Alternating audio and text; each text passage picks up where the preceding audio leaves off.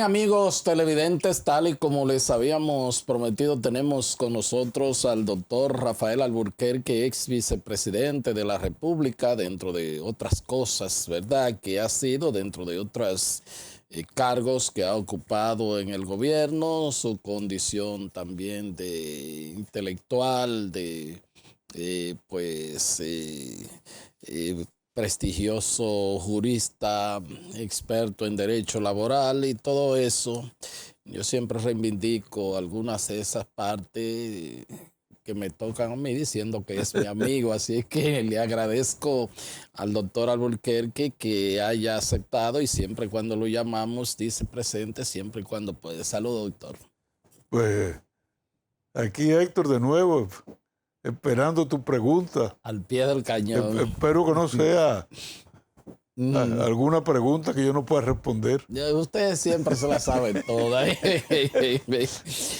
¿Cómo va la fuerza del pueblo ahora después de este proceso de elección y ya todo lo que, las evaluaciones o lo que han podido evaluar después de un artículo que publicara el líder de ese partido, el doctor Leonel Fernández? ¿En qué etapa están ya, pues, cuando esta organización evidentemente está liderando la oposición política del país?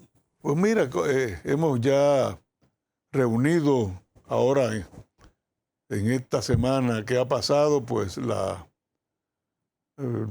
dirección central del partido, que es su máximo organismo entre Congreso y Congreso, con la finalidad precisamente de darle a conocer lo que será la agenda que va a ejecutar ese Congreso.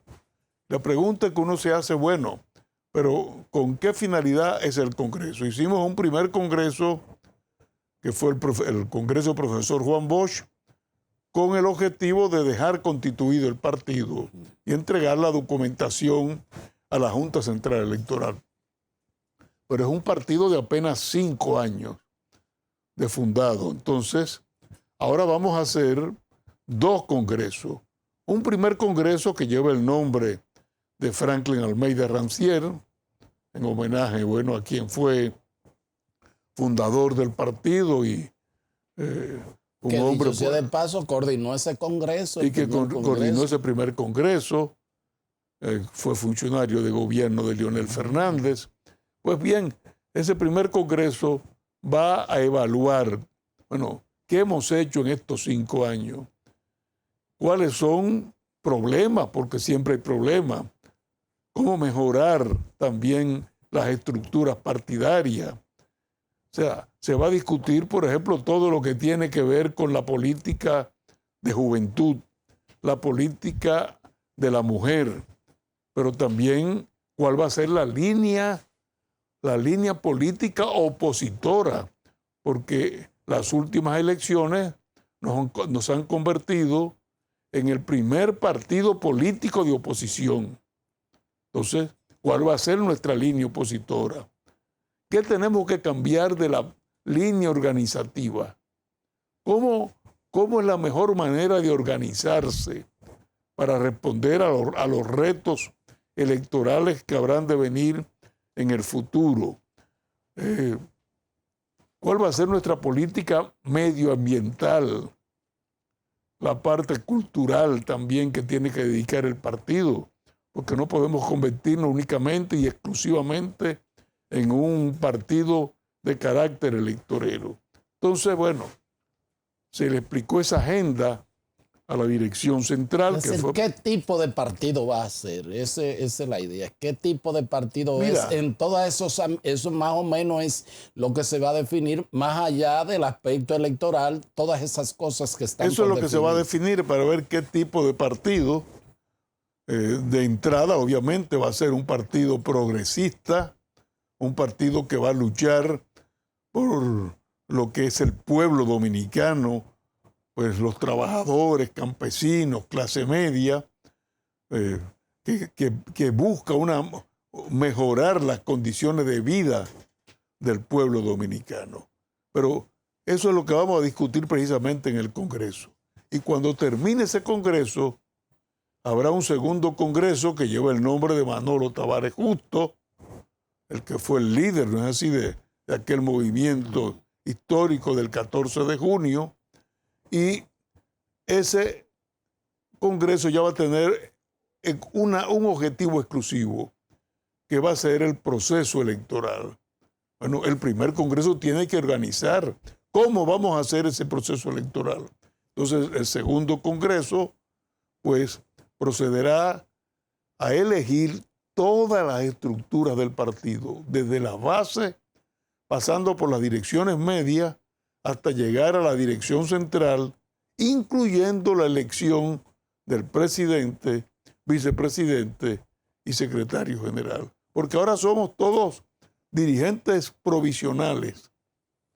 Entonces, tenemos ya que tener una dirección que haya sido elegida por las bases del partido.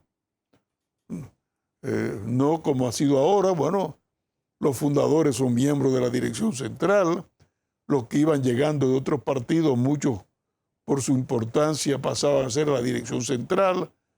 A partir de ahora de este congreso, Manolo Tavares Justo, todo el mundo, incluyendo Leonel Fernández, tiene que ser elegido. ¿Cómo no? Yo le dije algo a usted fuera del aire y usted, con esa inteligencia proverbial que tiene, me dijo comenzando el programa de que las preguntas que yo no me sepa, no me trata de no hacérmelas. Pero en ese congreso ahí parece que el doctor Leonel Fernández, aún desde el proceso electoral pasado, como dicen en mi campo, en San Juan de la Maguana, venía con su batatica por dentro. Y ahí habló, sobre todo en temas de que la disciplina, la parte de la comisión de disciplina del partido tendría mucho trabajo. Y bueno, habló prácticamente de expulsiones de personas, sí, y dijo que sí, que por 2 o 3 votos, que quizás en el periodo electoral pasado, de gente que se sabía que estaban con doble agenda, bueno, se dejaron ahí, pero que ahora eso tiene que resolverse rápido. Parece que él está decidido, y más con la experiencia que ustedes vienen de lo que fue esa última etapa del PLD. ¿Hay algún asomo de que o cuál es ese peso que va a tener la parte de la disciplina? Porque ya se advierte inclusive entre gente que de la misma dirección política, como hasta en las redes sociales, que se tiran sus cositas.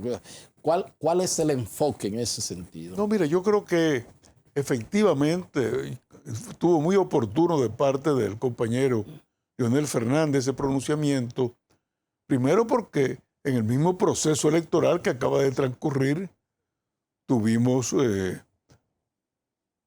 traiciones, personas que fingían ser una cosa y resultaban que pertenecían a otras organizaciones políticas o estaban dentro de nuestra organización queriendo, pues, pescar en mar revuelto. Como él dijo, bueno, aquí hay que expulsarlo temprano a los potenciales traidores, pero sobre todo, más que eso, porque esos fueron casos muy aislados, sobre todo darle un mensaje a la organización de que tiene que haber una disciplina. ¿Por qué? Porque, bueno, ya muchos se aprestan a decir, bueno, yo voy a presentarme de candidato.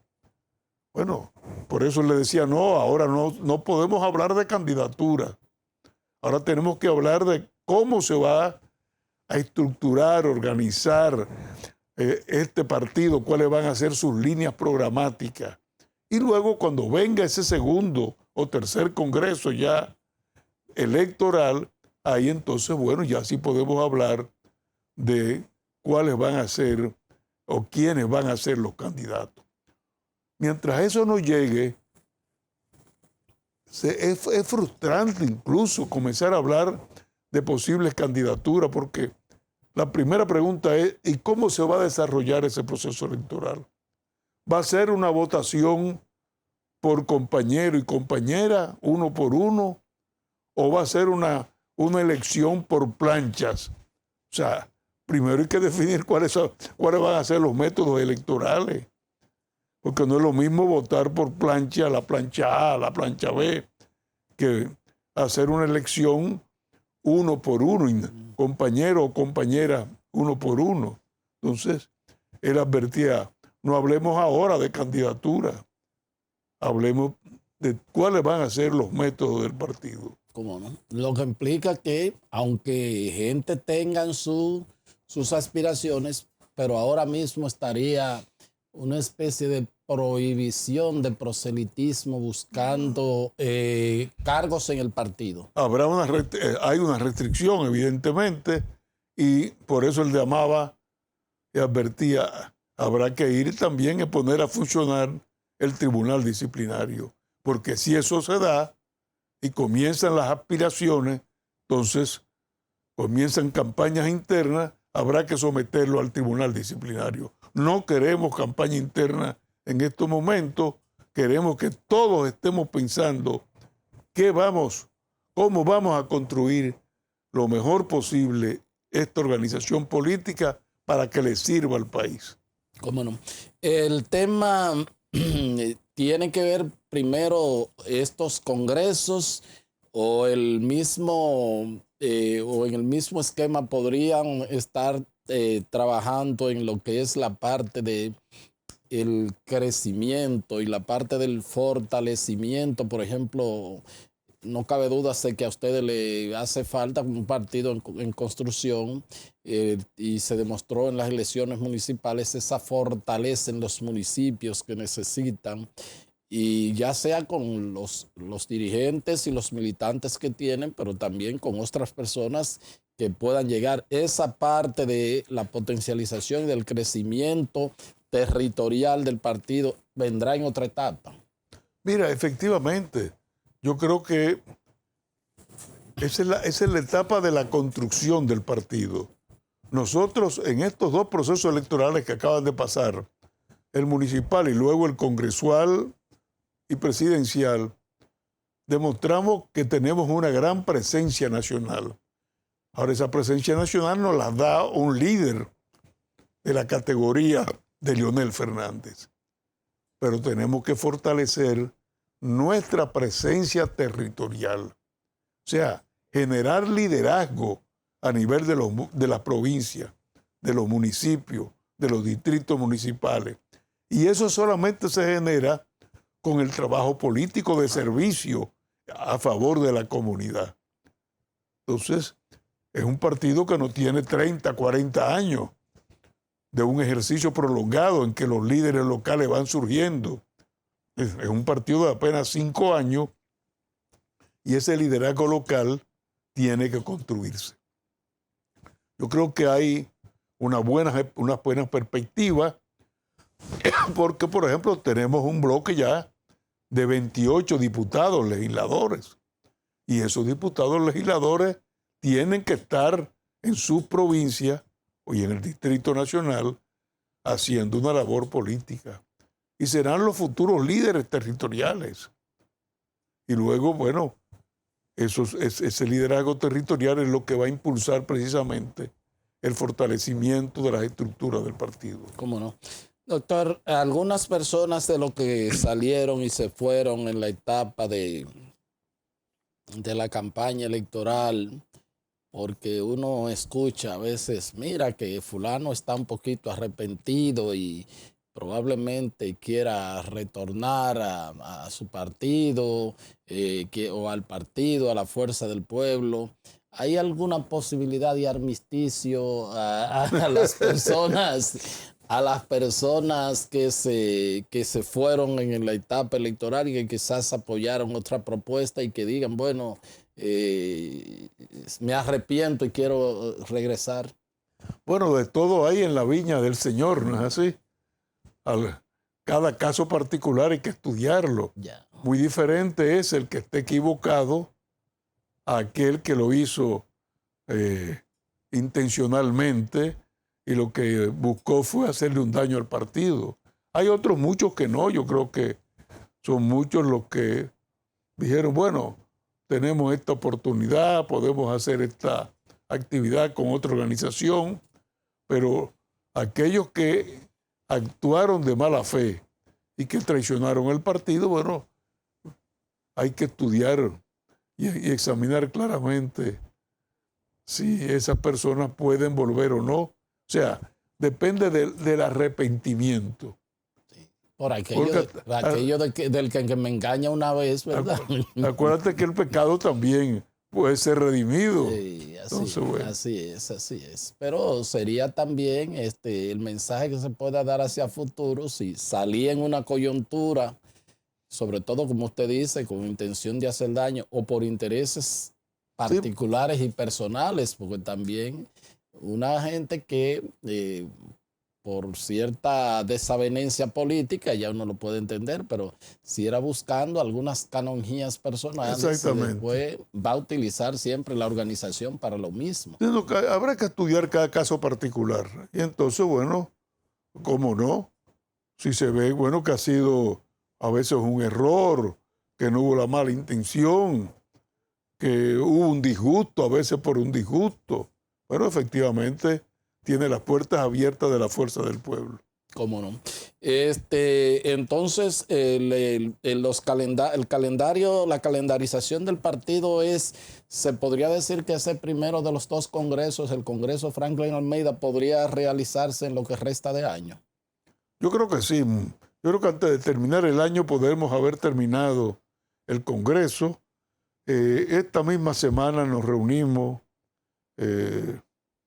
en la dirección política y se va a convocar de nuevo a la dirección central para ya estructurar lo que es la comisión organizadora del Congreso, en la cual van a estar representados compañeras y compañeros de la dirección política, pero también fundamentalmente de la dirección central.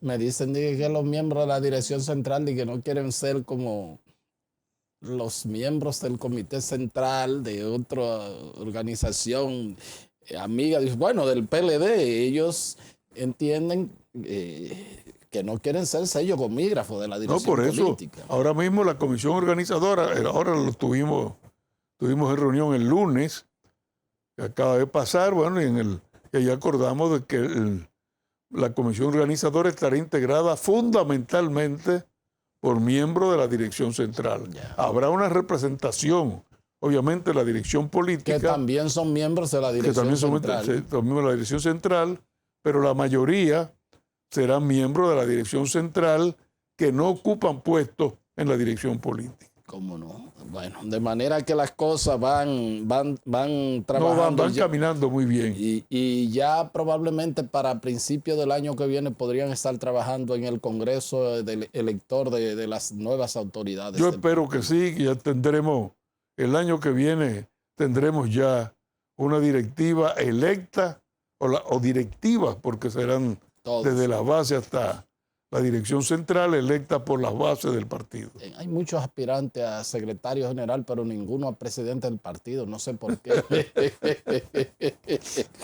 Bueno, solicito el permiso del doctor Rafael Alburquerque, ex vicepresidente de la República y miembro fundador de la dirección. Es miembro de la dirección política de la Fuerza del Pueblo. Vamos a una pausa y cuando regresemos, apuesten que vamos a conversar de los temas que ustedes están esperando, ¿verdad? Hacia afuera ya de la Fuerza del Pueblo, los temas país. Con ese contenido venimos después de estos consejos de mucho interés.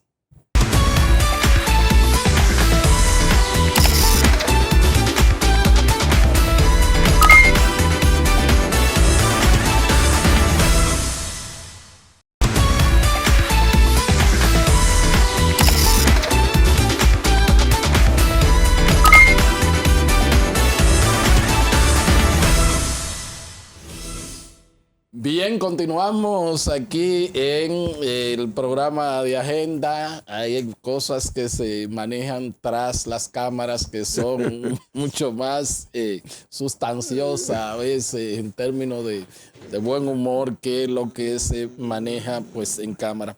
Mire, doctor, el presidente Luis Abinader ha sido reiterativo en el sentido de que va a impulsar en este cuatrienio, que dicho sea de paso, pues tiene mayoría abrumadora en las cámaras legislativas. Y conforme a un artículo reciente que escribí, yo sé que usted no me lee, contrario a mí, que yo lo leo a usted, y yo un artículo que escribí no, yo te leo también. Sobre lo que sería la influencia del jefe de Estado y el actual jefe de Estado ya en los órganos constitucionales, y presenté más o menos en el artículo un calendario de cuándo se van a escoger pues, Junta Central Electoral, Cámaras de Cuentas, en el Tribunal Constitucional, en la Suprema Corte de Justicia, Defensor del Pueblo, etcétera, etcétera, etcétera. Pero está el tema de las reformas. Obviamente, en el caso de la reforma fiscal no hay todavía un documento, pero hay una decisión. Se dice, bueno, hay un mandato de la Estrategia Nacional de Desarrollo, falta el pacto fiscal. Ustedes ahí como que no tendrían mucho que objetar, yo digo, en cuanto al pacto en sí, porque hay un mandato de ley que fue aprobado en su gobierno como parte de toda esa discusión. O sea, el pacto fiscal ya sería cuál y qué tipo de reforma. En ese sentido, como no hay todavía un documento, a grosso modo, y en la parte fiscal, de una reforma que se ve que puede entrar inclusive en funcionamiento en el 2025, ustedes todavía me imagino que no han estudiado eso, pero ¿cuál es la visión general que tienen en ese sentido? Efectivamente, no sabemos cómo va a ser la reforma fiscal porque todavía no hay un documento, no se ha dicho nada. Pero sí tenemos una visión general. Y partimos de una premisa. No podemos aceptar en el país una reforma fiscal que sea para perjudicar a los pobres o a la clase media y a la clase media.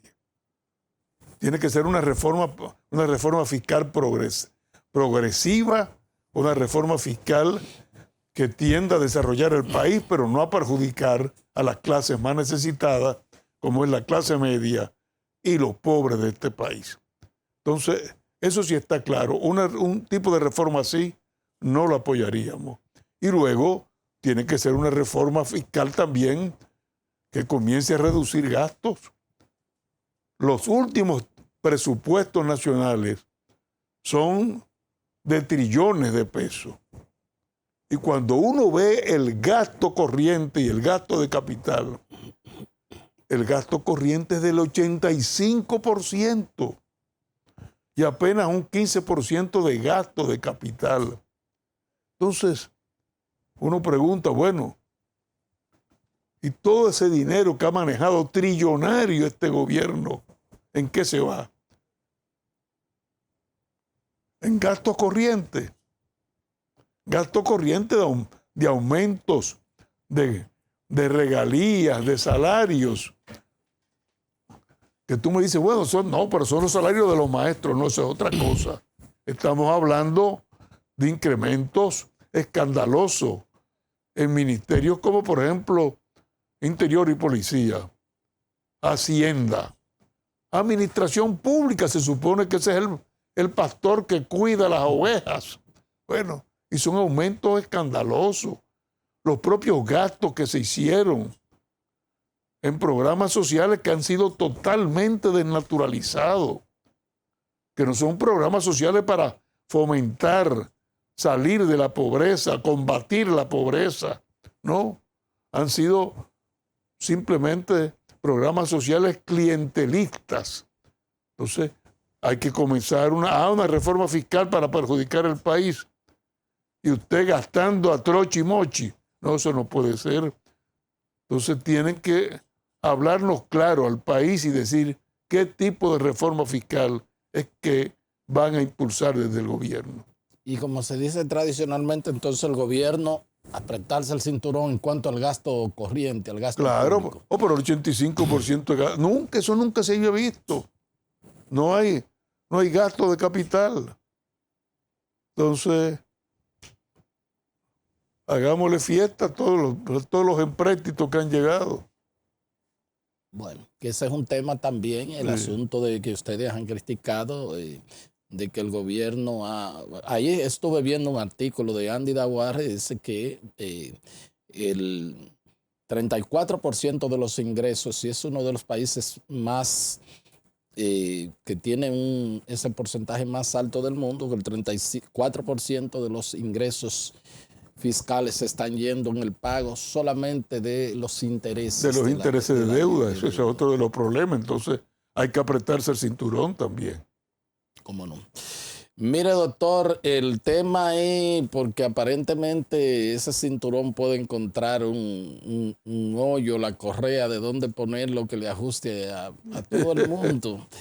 Pero el tema como que uno no encuentra ese cinturón con respecto a ustedes, sobre todo la Fuerza del Pueblo y el doctor Leonel Fernández, es el caso de la reforma constitucional.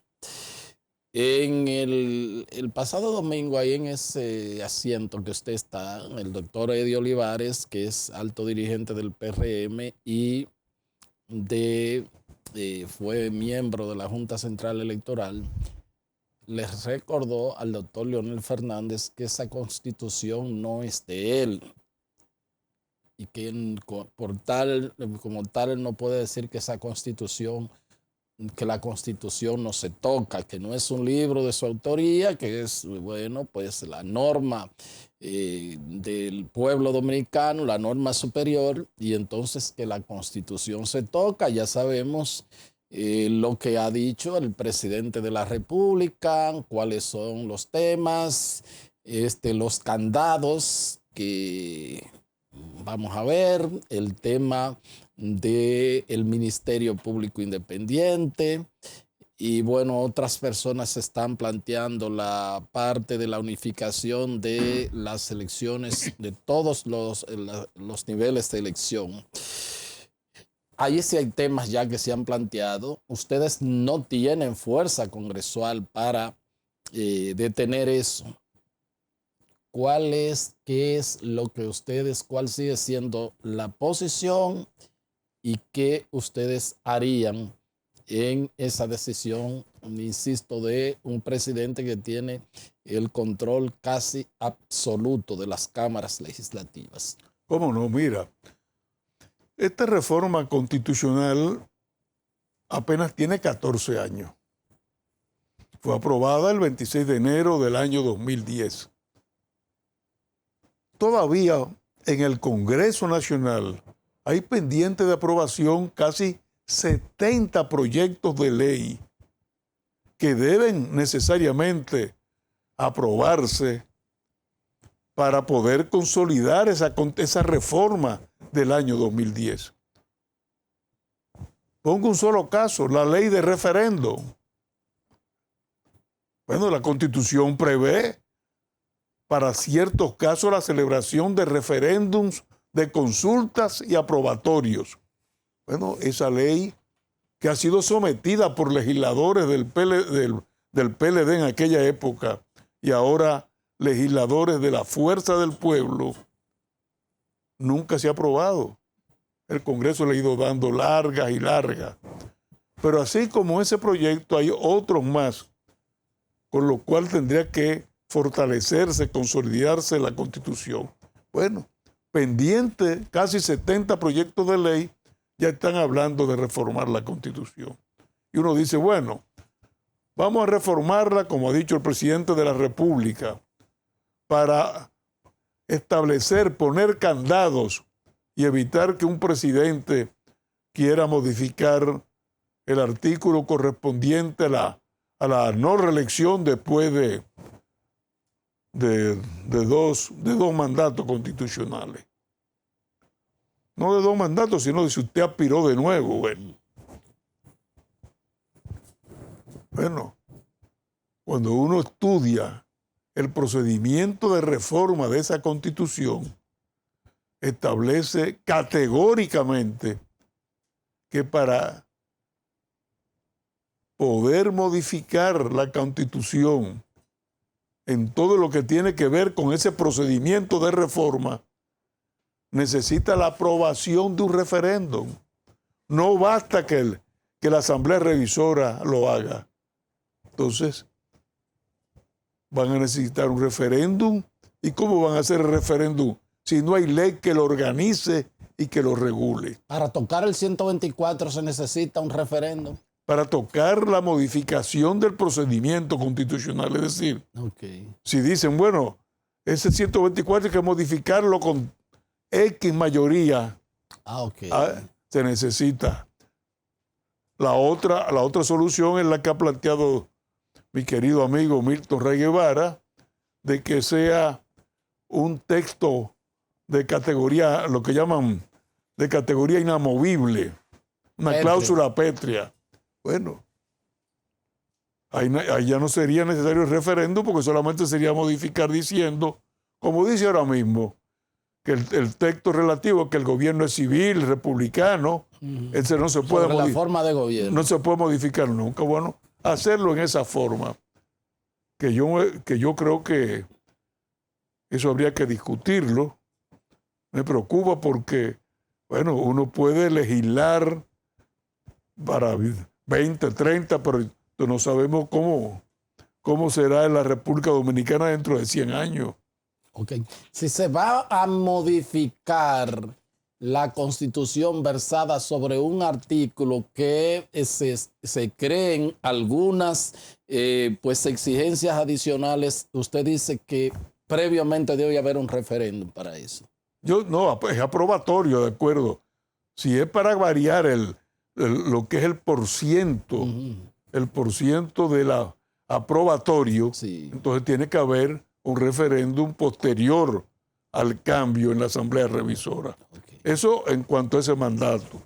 Y en cuanto a lo otro que ha propuesto, el otro tema que ha propuesto el presidente de la República es el referente a la independencia del Ministerio Público. Bueno, el Ministerio Público es independiente, tiene autonomía presupuestaria, financiera, administrativa, es independiente ya. Otros dicen, no, pero, es independiente, pero lo que se necesita es un procurador de lucha contra la corrupción que no sea designado por el presidente de la República. Bueno, ya estamos hablando ya no de la independencia. Ahora lo que se habla es que para que sea independiente, pues no lo designe el presidente de la República. Bueno, yo creo que a mí por lo menos me enseñaron cuando estudiaba Derecho de que el procurador general y los procuradores son los representantes del Poder Ejecutivo ante el Poder Judicial. Y en todas partes del mundo, en Estados Unidos lo nombra el presidente, en Francia lo nombra el presidente. Bueno, pero no quieren cambiarlo. Yo lo que planteo es, bueno, usted lo que busca es un procurador que para perseguir la corrupción no sea designado por el presidente de la República. Modifique la ley sobre el Ministerio Público y establezca que ese procurador anticorrupción, de lucha contra la corrupción, sea nombrado por el Consejo Superior del Ministerio Público y que sea nombrado entre procuradores de carrera. Eso podría ser sin necesidad de reformar la Constitución. El Ministerio de Justicia, eso por ley, se puede designar el Ministerio de Justicia. Claro, me van a decir, no, pero actualmente la Constitución confiere al Ministerio Público la política de lucha contra el crimen de parte del Estado. Entonces hay que crear un Ministerio Público y quitarle esa función a la Procuraduría para pasársela al Ministerio. Bueno, a lo que me digan así yo le respondo, óigame, pero el Ministerio Público tiene años dirigiendo la política de lucha contra el crimen en la República Y Dominicana. lo que se plantea son de que para otras cosas, las cárceles y cosas así. Siempre va a tener. Pero lo ha hecho desde el 1962, cuando el Consejo de Estado suprimió el Ministerio de Justicia. Entonces, ahora usted quiere hacer un Ministerio de Justicia para administrar las cárceles, bueno, para otras funciones que no sea la función de política de lucha contra el crimen, bueno, usted lo puede nombrar por ley, sin necesidad de reformar la Constitución. Entonces, cuando Leonel dice que no se toca la Constitución, lo que está diciendo es que él no ve necesaria la reforma constitucional en estos momentos. Fue una reforma que fue, primero, se nombró una comisión de juristas notables y segundo, fue durante casi 2 años discutida en asambleas populares. Entonces, dejemos que esa constitución madure, dejemos que esa constitución, todas las leyes que necesita para su aplicación estén ya debidamente aprobadas. Y entonces, más adelante, en un futuro, cuando ya esté bien asentada esa reforma, podríamos hablar de alguna eventualidad cuando ya veamos en la práctica qué no ha resultado, qué ha fallado, etcétera.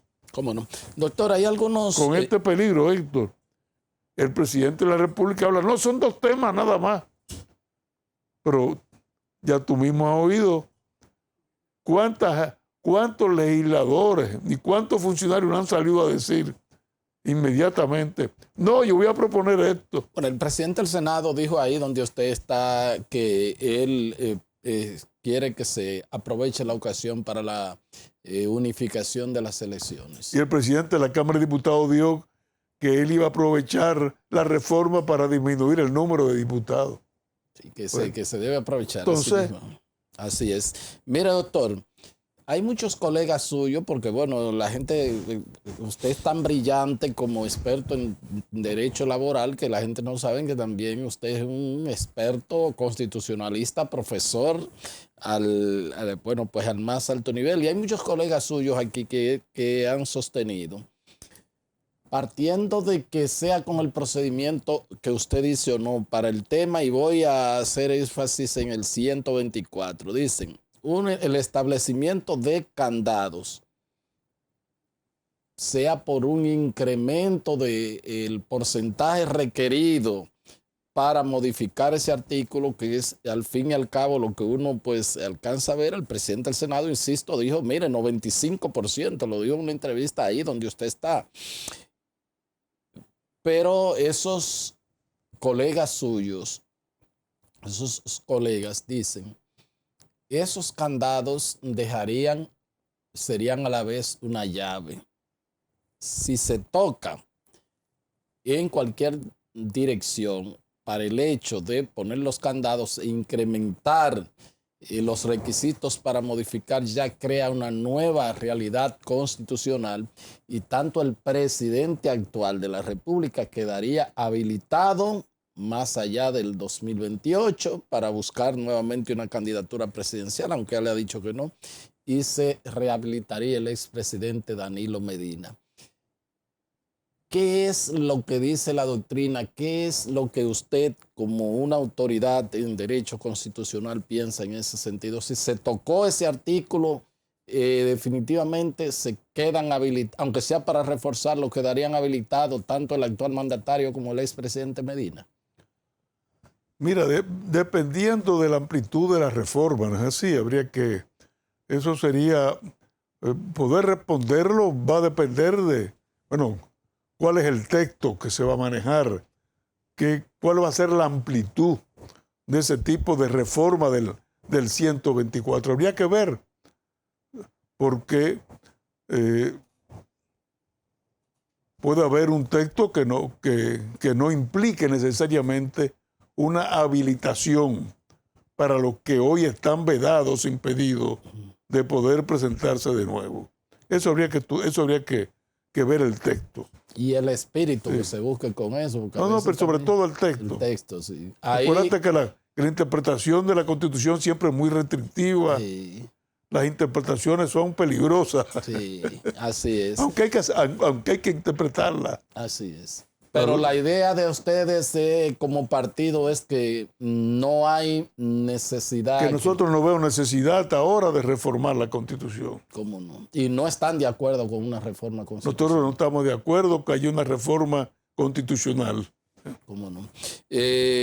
Finalmente hay un tema en la que usted pues es un asesor ahí, yo no sé, entre los empresarios y los trabajadores. Yo creo como que a usted le iría un poco mejor asesorando a los empresarios, pero usted parece que usted con los trabajadores, bueno, pues se siente no tan cómodo como se ha sentido con los empresarios también cuando ha sido pues funcionario. Está el tema de la reforma del Código Laboral y el nudo gordiano, ¿verdad? Que dicen que, bueno, Alejandro Magno sí pudo desatar ese nudo gordiano aquella vez. Con el tema de la cesantía, yo he entrevistado a Pepe Abreu aquí en números ocasiones y él dice, eso no se toca, como dicen ustedes. Pues entonces, pero se da por un hecho que esa es una de las reformas y que se dice que hay una de las trabas grandes porque aunque se habla de la parte procesal en materia laboral y de lo que implican sobre todo para las MIPYMES y para los empresarios, que se crean muchas bellaquerías, pero el tema de la cesantía, ¿cuál es su planteamiento en ese sentido? Fíjate, en las conversaciones, el diálogo que ha llevado a cabo el Ministerio de Trabajo tiene 2 años. En ese diálogo, pues el tema, como tú dices, el nudo gordiano es el auxilio de cesantía. Entiendo que se ha avanzado en diferentes aspectos, no solamente procesal, sino también en la parte sustantiva, pero hay posiciones muy encontradas, muy antagónicas. Los empresarios en un principio entendieron que era tal vez buscar la supresión de la cesantía, pero luego variaron su posición frente a la negativa sindical y han planteado límites en lo que se refiere al tiempo y al cálculo, al monto de salario para el cálculo de la cesantía. Pero las organizaciones sindicales han mantenido siempre su posición de que ellos no discuten ese tema. Bueno, y ahí está el nudo gordiano, a ver si el ministro de Trabajo se convierte en un Alejandro sí. Y pueda, pues, desatar ese nudo. ¿Cómo no? Ahora, si me preguntan mi posición, bueno, el problema para nosotros ha sido el siguiente. Digo, para mí, mi opinión personal, no tiene nada que ver con las discusiones. Es que el auxilio de cesantía es un derivado del ejercicio del desahucio. El desahucio es un derecho de romper el contrato por tiempo indefinido, de romperlo sin alegar causa. Entonces yo le puedo decir a un trabajador, mire, usted se va de aquí porque, bueno, porque usted me cae mal. Eso no existe en ninguna parte del mundo, ni siquiera en Haití. Usted lee las leyes laborales de otros países y lo que hay es el despido. Entonces, el empresario rompe el contrato, despide al trabajador. Si es injustificado, entonces ahí tendrá que pagar prestaciones laborales. Pero si es justificado, no paga. Ahora, lo que pasa es que con la carga de inversión de prueba que hay, por ser un derecho, como por ser una legislación tan favorable, que insisto, la carga siempre de las pruebas están a cargo del empleador. A veces es mucho no, claro, situación yo creo que fue difícil. Una salida, no es del Código del 92, el desahucio viene desde el año 51, sí. Y fue una salida muy inteligente de parte de aquellos juristas que elaboraron el Código del 51, que eran grandes maestros del derecho francés. Ya. Entonces, en aquella época la tendencia era, bueno, el contrato de trabajo es una especie de arrendamiento de servicio. Bueno, si en el arrendamiento de cosas, el alquiler de una casa, usted puede desahuciar al inquilino cuando el contrato es por tiempo indefinido, bueno, de la misma manera, en el arrendamiento de servicio puede también desahuciar. Es más, en Francia, el desahucio fue creado desde los primeros momentos que se generó el contrato en la Revolución Francesa en beneficio del trabajador, porque se temía que si el contrato de trabajo era por tiempo indefinido, por esa vía se restableciera la esclavitud. Entonces se permitió que el trabajador rompiera el contrato en cualquier momento. ¿Cómo no? Bueno, y los juristas nuestros que son formados en Francia aplicaron la tesis al empresario, en favor del empresario. ¿Cómo no? Pero bueno, vamos a ver si se resuelve. Bueno, pues muchísimas gracias. Cogimos unas clasecitas ahí gratuitas de legislación laboral. Ahí me salió el maestro. Ahí le salió el profesor. Muchísimas gracias, doctor. Gracias a ustedes por haber estado con nosotros y será pues hasta otra entrega de su programa de Agenda. Hasta entonces.